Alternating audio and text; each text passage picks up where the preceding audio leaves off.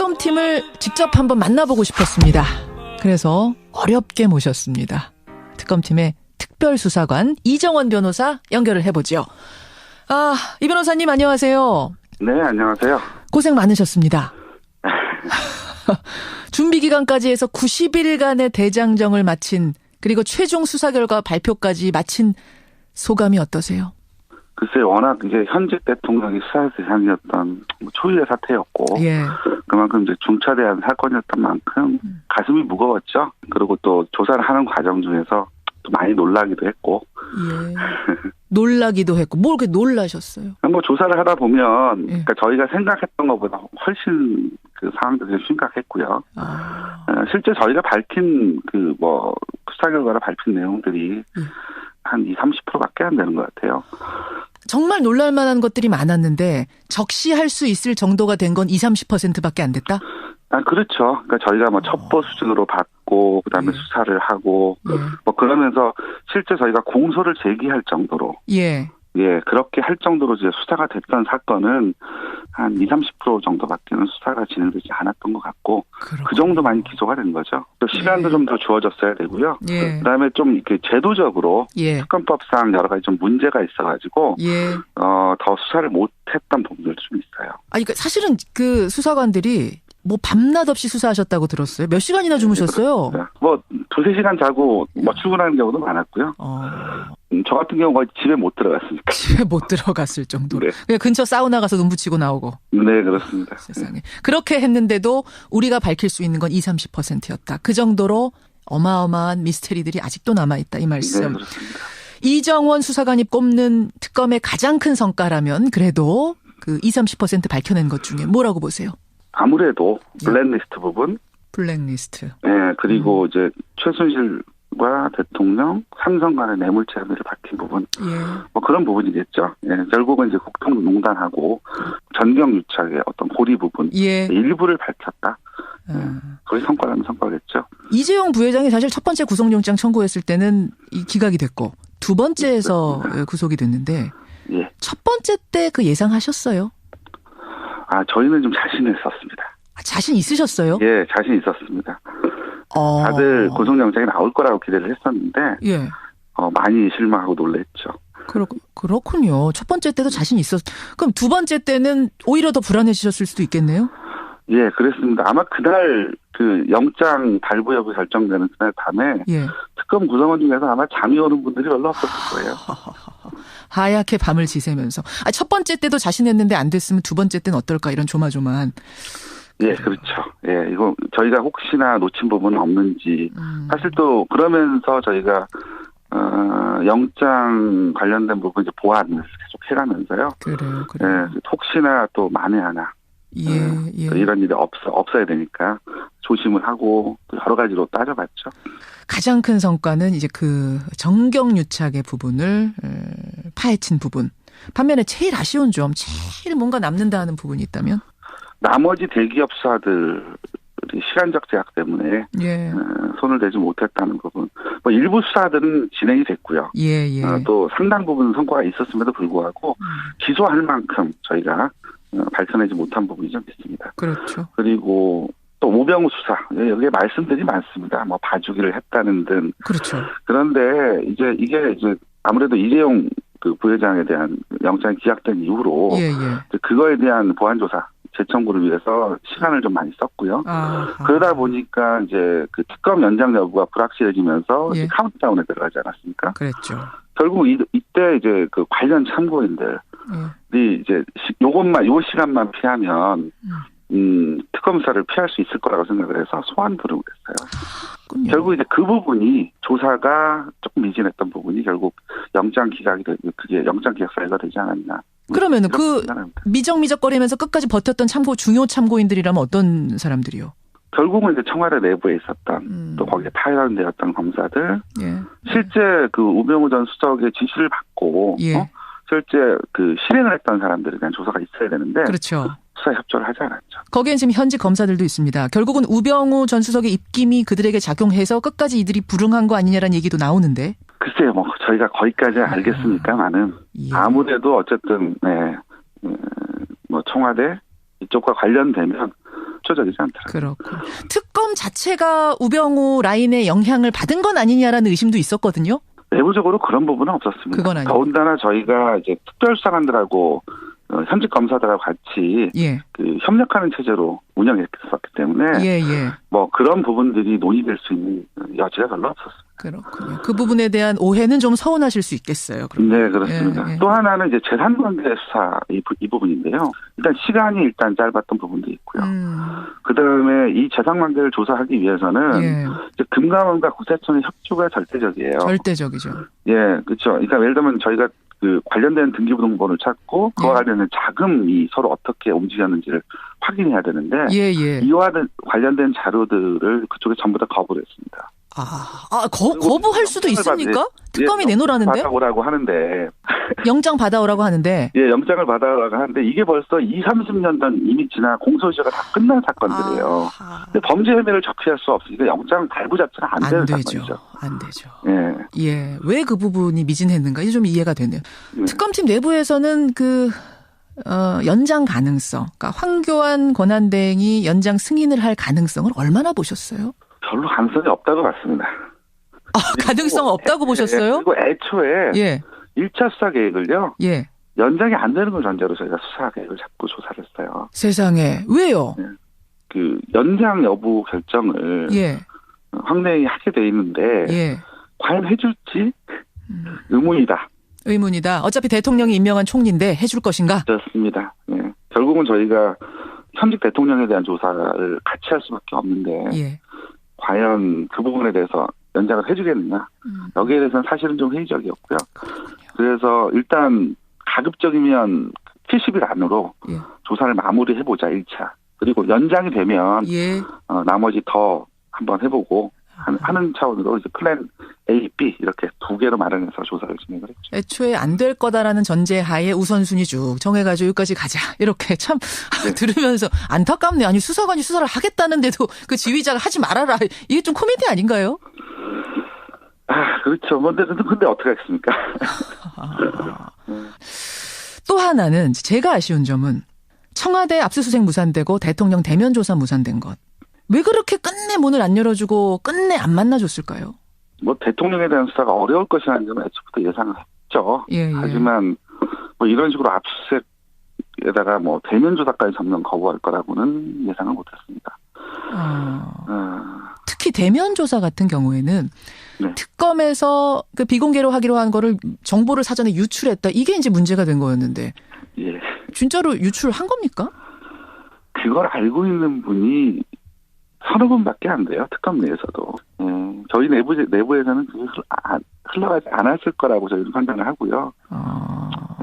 자세한 얘기는 제가 말씀드리기는 그러네요. 결국 그러면은 시중에선 사실 그때 음모론도 있었죠. 청와대에서 흘려놓고 이걸 좀 빌미 삼아가지고 대면 조사 안 하려는 거 아니냐라는 음모론도 있었습니다만 그런 것도 알고 있습니다.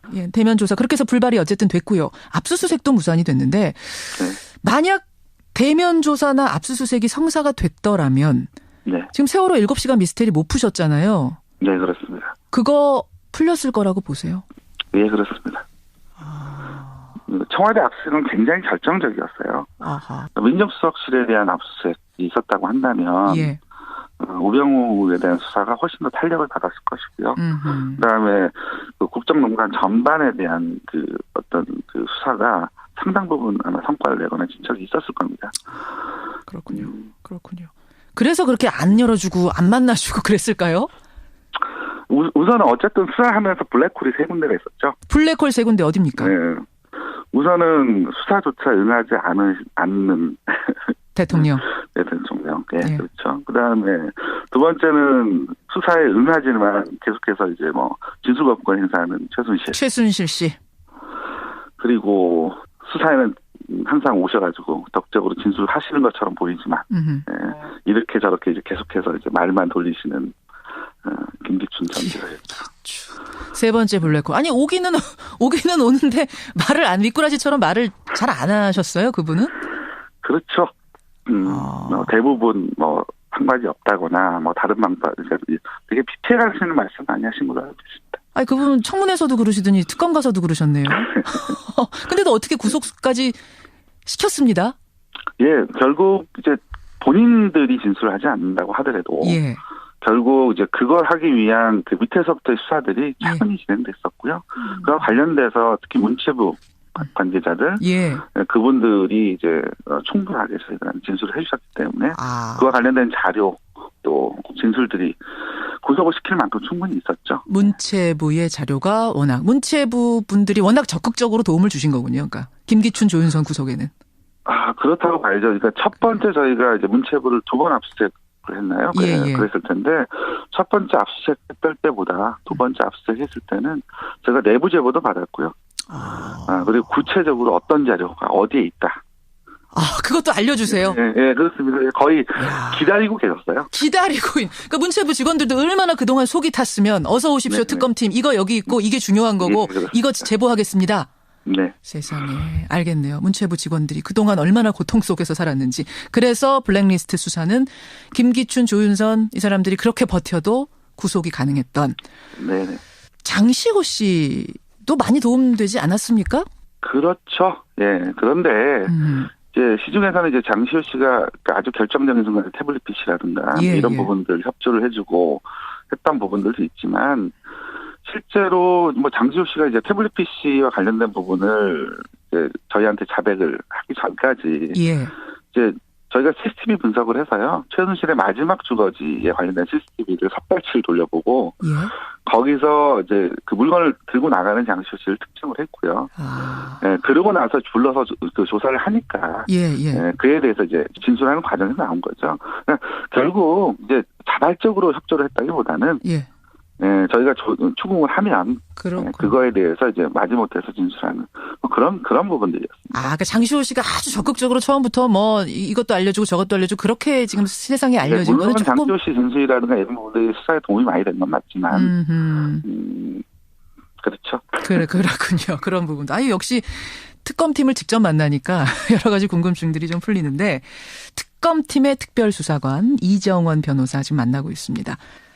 특검 수사에서 제일 우리들이 주목했던 부분은 역시 대통령 혐의를 특검은 어디까지 볼 것인가 이 부분이었는데요. 최순실 씨 어제 공소장 보니까 박근혜 대통령 이름이 자그마치 200번 들어갑니다. 최순실이 국정농단의 공범이다. 특검은 그렇게 결론 내리신 거죠?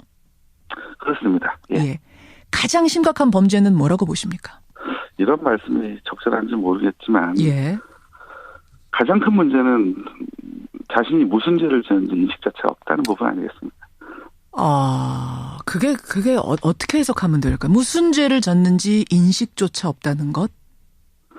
일단 대통령 측에서 계속해서 탄핵 관련되는 부분이랄지 정규직 TV에 나와가지고 인터뷰를 했던 부분이랄지 근데 보면 이제 본인이 하시는 말씀들이 있잖아요. 있죠. 그걸 보면 물론 이렇게 방어하려고 하는 부분들은 충분히 이해가 갑니다만 저희가 보기에는 그렇죠. 지금 그 현재 그 국면 그다음에 지금 현재 드러나고 있는 여러 가지 그 범죄 혐의들 그거에 대해서 과연 그 인식을 하고 계셨는지. 네. 근데 어쨌든 저희가 이제 아직 그 기소가 되지 않은 부분이기 때문에 제가 좀 조심스럽긴 합니다. 그 부분에 대해서. 현직 대통령이니까 기소는 불가능합니다만 어쨌든 수사관들은 그러셨다. 어제 최종 수사 결과를 들은 박근혜 대통령 측은 바로 반박했습니다. 이번 특검팀은 태생부터 위헌이다. 일부 야당의 추천만으로 구성된 전형적인 정치적 특검으로 출발선부터 공정성이 담보되기가 어려운 상황이었다. 어제 수사 결과 전면 부정. 어떻게 답하시겠습니까? 여야 합의로 특검법이 통과된 걸로 알고 있고요. 그거에 따라서 그 절차에 따라서 대통령이 직접 박영수 특검을 임명하셨죠. 그런데 태생적으로 위헌이라고 하시면 저희가 거기에 대해 뭐라고 말씀을 드릴까요? 좀 서운하시겠어요. 그 말 들으면서. 근데 조사하는 과정 안에서 서운한 부분이 한두 가지가 아니었기 때문에. 황당한 소설이라는 얘기도 어제 유영하 변호사가 했는데 오히려 그 말씀을 듣고 좀 황당하진 않으셨습니까? 이제 기소가 됐으니까 재판이 벌어질 것이고요. 재판하는 과정 안에서 또 많은 자료가 드러날 겁니다. 최순실 씨 이제 지금 대통령이 기소된 건 아니고요. 그렇습니다. 여러분들이 기소가 됐고 기소된 과정 안에서 예. 실제 어떤 일이 있었고 저희가 어떤 증거를 가지고 기소를 했는지 하는 부분들이 재판을 통해서 또 드러날 것이고 보시면 그걸 이제 보시면 충분히 국민 여러분도 판단하실 수 있을 거라고 생각합니다. 삼성동 사저 구입한 것하고 그 의상비 지금까지 쭉 의상비를 다 최순실 씨 측에서 대왔다. 이것이 이제 경제적 공동체라고 보는 어떤 근거로 어제 특검팀이 제시를 하셨는데 여기에 대해서 또 박근혜 대통령 측은 무슨 소리냐. 사저 구입한 거 대통령 돈이고 의상비도 대통령 사비였다. 완전히 분리된 경제 주체다. 이렇게 답변을 했거든요. 이건 어떤가요? 네. 워낙 확신을 가지고 어제 말씀하시니까 특검팀이 잘못 알았나 전 그런 생각도 들던데요. 그러니까 저희가 지금 몇 가지를 거론했을 뿐이죠. 저희가 그것만 가지고 경제 공동체라고 판단을 했겠습니까? 예, 뭐 그 부분들을 아까도 말씀드렸듯이 예. 그 재판 과정에서 예. 저희가 갖고 있었던 카드가 무엇인지는 확인할 수 있을 겁니다. 카드를 확인할 수 있을 거다. 이런 부분을 예상해서 사실 최종 발표문의 수위도 상당히 많이 조정을 한 것으로 알고 있습니다. 정말 확실한 거 2가지만 쓴 거다. 나머지 카드도 많다. 네, 그래서 재판 과정에서 그동안에 공개되지 않았던 예. 그리고 특검으로서 여러 가지 또 사정 때문에 공개할 수 없었던 예. 많은 진상들이나 어떤 팩트들이 드러날 겁니다. 알겠습니다. 알겠습니다. 특검팀의 특별수사관 이정원 변호사를 지금 만나고 있는데요. 이건 좀 여담입니다만 비선실세 최순실 씨가 안 나온다고 버티다가 특검에 출석을 했죠. 네. 근데 호송차에서 내리자마자 이것은 민주주의 특검이 아닙니다. 민주특검이 아닙니다. 고래고래 소리를 쳤던 장면 지금까지도 두고두고 화제인데 그 출두 장면 생중계를 특검도 보셨어요? 봤죠. 그 말 듣고는 어떠셨습니까? 민주특검이 아닙니다. 이게 국민적 관심을 받는 사건이다 보니까 거의 특검은 형사선법 교과서 옆에서 끼고 수사했습니다. 혹시나 흠이라도 잡힐까 봐요. 야. 네, 그러니까 그런 식으로 말하니까 이제 당황스럽기도 하고 황당하기도 하고. 네. 최순실 씨, 아까 블랙홀 3명 중에 1명이라고 지목을 하셨는데, 하여튼 고생 많이 하셨고요. 이제 공은 검찰로 넘어갔습니다. 검찰에 꼭 당부하고 싶으신 점, 이것만은 꼭 잘 밝혀달라, 신경 써달라, 전하고 싶은 부분이 있다면? 우선 검찰에게는 우병우, 그다음에 나머지 기업 수사에 대한 대기업에 대한 수사가 아직 목으로 남아 있습니다. 그죠? 예. 탄핵 결정 이후에 대통령에 대한 나머지 수사도 아직 남아 있는 상태고요. 우병우 전 수석이 검찰 고위 관계자들하고 이제 수시로 통화했다는 내용도 사실로 드러났습니다. 예. 그렇다면 이제 검찰이 환부를 도려낸다는 심정으로 수사에 임해야겠죠. 예. 이 부분은 능력의 문제가 아니고 의지의 문제라고 생각을 합니다. 의지의 문제다. 네. 결국 특검에 파견된 검사들, 모두 검찰에서 파견된 분들 아닙니까? 물론이죠. 그 말을 다시 해석하자면 의지만 있다면 지금 우병우 전 수석에 대한 구속, 기소는 충분히 될 정도가 된다. 그렇게 판단한다는 말씀. 네, 그렇습니다. 그렇군요. 대통령 탄핵 물론 아직 여부를 모릅니다만 혹시라도 대통령이 탄핵이 인용된다면 헌재에서 네. 대통령도 기소되기에 충분합니까? 그럼요. 저희가 그래서 피의자로 적시를 했고요. 네. 자연인이 되면 바로 구속 수사해야 된다고 보세요? 그게 정도라고 봅니다. 끝으로 정말 응원 많이 하셨어요. 국민들이. 그거 알고 계시죠? 네, 알고 있습니다. 국민들께 한 말씀 해주신다면요. 이재용 부회장에 대한 영장 청구가 이제 기각이 됐을 때 특검 내부에서 말들이 많았어요. 분위기도 많이 가라앉았었고. 근데 그날 이제 오후에 보니까 사무실 앞에 이제 꽃바구니 와 있고요. 맞아요. 그다음에 포스트잇 메모도 붙어 있고. 응원 포스트잇. 예. 저희들끼리 사진 찍어서 돌려보면서 힘내자. 실망시킬 수 없다.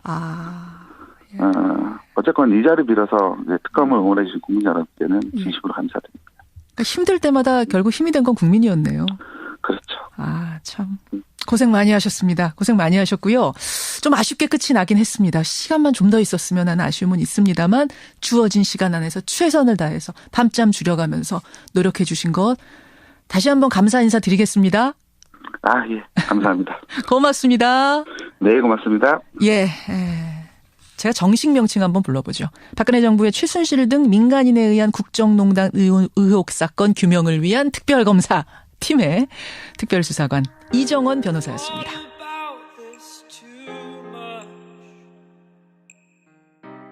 제가 영장 관련된 부분 이제 보완을 계속 해가면서요. 그래요. 네, 혹시나 또 만에 하나 이런 일이 없어야 되니까 조심을 하고 또 여러 가지로 따져봤죠. 가장 큰 성과는 이제 그 정경유착의 부분을 파헤친 부분. 반면에 제일 아쉬운 점, 제일 뭔가 남는다 하는 부분이 있다면? 나머지 대기업 수사들이 시간적 제약 때문에 손을 대지 못했다는 부분. 뭐 일부 수사들은 진행이 됐고요. 또 상당 부분 성과가 있었음에도 불구하고 기소할 만큼 저희가 밝혀내지 못한 부분이 좀 있습니다. 그렇죠. 그리고 또 우병우 수사 여기에 말씀들이 많습니다. 뭐 봐주기를 했다는 등. 그렇죠. 그런데 이게 아무래도 이재용 그 부회장에 대한 영장이 기각된 이후로 그거에 대한 보완 조사 재청구를 위해서 시간을 좀 많이 썼고요. 그러다 보니까 이제 그 특검 연장 여부가 불확실해지면서 카운트다운에 들어가지 않았습니까? 그랬죠. 결국 이때 이제 그 관련 참고인들이 이제 요 시간만 피하면 특검 수사를 피할 수 있을 거라고 생각을 해서 소환 부르고 했어요. 결국 이제 그 부분이 조사가 조금 미진했던 부분이 결국 영장 기각이 그게 영장 기각 사유가 되지 않았나. 그러면은 그 미적미적거리면서 끝까지 버텼던 중요 참고인들이라면 어떤 사람들이요?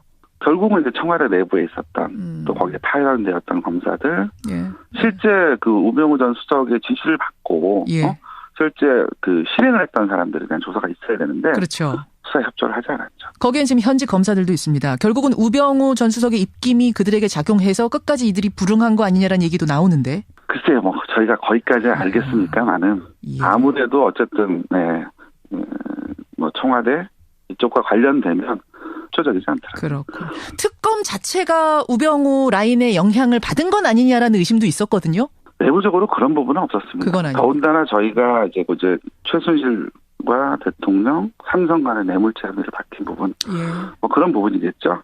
결국은 이제 국정농단하고 전경유착의 어떤 고리 부분 일부를 밝혔다. 거의 성과라면 성과겠죠. 이재용 부회장이 사실 첫 번째 구속영장 청구했을 때는 기각이 됐고 두 번째에서 구속이 됐는데 첫 번째 때 그 예상하셨어요? 저희는 좀 자신을 썼습니다. 자신 있으셨어요? 예, 자신 있었습니다. 다들 구속영장이 나올 거라고 기대를 했었는데 많이 실망하고 놀랬죠. 그렇군요. 첫 번째 때도 자신 그럼 두 번째 때는 오히려 더 불안해지셨을 수도 있겠네요? 예, 그랬습니다. 아마 그날 그 영장 발부 여부 결정되는 그날 밤에 특검 구성원 중에서 아마 잠이 오는 분들이 별로 없었을 거예요. 하얗게 밤을 지새면서. 첫 번째 때도 자신했는데 안 됐으면 두 번째 때는 어떨까 이런 조마조마한. 예, 그렇죠. 예, 이거 저희가 혹시나 놓친 부분은 없는지. 사실 또 그러면서 저희가 뭐 첩보 수준으로 받고 그다음에 수사를 하고 뭐 그러면서 실제 저희가 공소를 제기할 정도로 그렇게 할 정도로 이제 수사가 됐던 사건은 한 20-30% 정도밖에는 수사가 진행되지 않았던 것 같고 그 정도만 기소가 된 거죠. 또 시간도 좀 더 주어졌어야 되고요. 그다음에 좀 이렇게 제도적으로 특검법상 여러 가지 좀 문제가 있어가지고 더 수사를 못했던 부분들도 좀 있어요. 그러니까 사실은 그 수사관들이 뭐 밤낮 없이 수사하셨다고 들었어요. 몇 시간이나 주무셨어요? 뭐 2-3시간 자고 뭐 출근하는 경우도 많았고요. 저 같은 경우 거의 집에 못 들어갔으니까. 집에 못 들어갔을 정도로. 그냥 근처 사우나 가서 눈 붙이고 나오고. 네, 그렇습니다. 세상에. 그렇게 했는데도 우리가 밝힐 수 있는 건 20-30%였다. 그 정도로 어마어마한 미스테리들이 아직도 남아있다. 이 말씀. 네, 그렇습니다. 이정원 수사관이 꼽는 특검의 가장 큰 성과라면 그래도 그 20-30% 밝혀낸 것 중에 뭐라고 보세요? 아무래도 블랙리스트 부분. 블랙리스트. 네, 그리고 특검팀을 직접 한번 만나보고 싶었습니다. 그래서 어렵게 모셨습니다. 특검팀의 특별수사관 이정원 변호사 연결을 해보죠. 이 변호사님 안녕하세요. 네, 안녕하세요. 고생 많으셨습니다. 준비 기간까지 해서 90일간의 대장정을 마친 그리고 최종 수사 결과 발표까지 마친 소감이 어떠세요? 글쎄 워낙 이제 현직 대통령이 수사 대상이었던 초유의 사태였고 그만큼 이제 중차대한 사건이었던 만큼 가슴이 무거웠죠. 그리고 또 조사를 하는 과정 중에서 또 많이 놀라기도 했고. 놀라기도 했고 뭘 그렇게 놀라셨어요? 뭐 조사를 하다 보면 그러니까 저희가 생각했던 것보다 훨씬 그 상황들이 심각했고요. 실제 저희가 밝힌 그 뭐 수사 결과를 밝힌 내용들이 한 20, 30%밖에 안 되는 것 같아요. 정말 놀랄만한 것들이 많았는데 적시할 수 있을 정도가 된 건 20, 30%밖에 안 됐다? 그렇죠.